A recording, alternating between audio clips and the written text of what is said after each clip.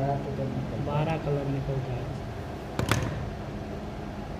फिर उसका इधर तो 6 है, इधर उसका 6 वाला अलग रहता है।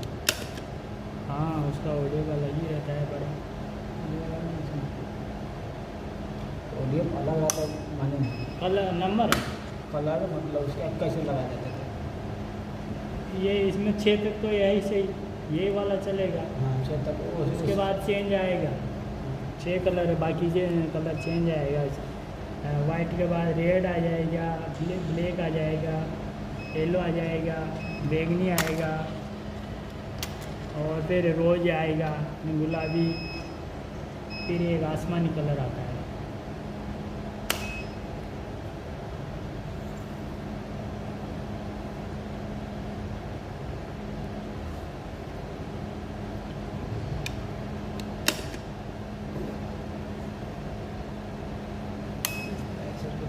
कलर कोड होता है, ये सीख लीजिए, कलर कोड मालूम रहेगा।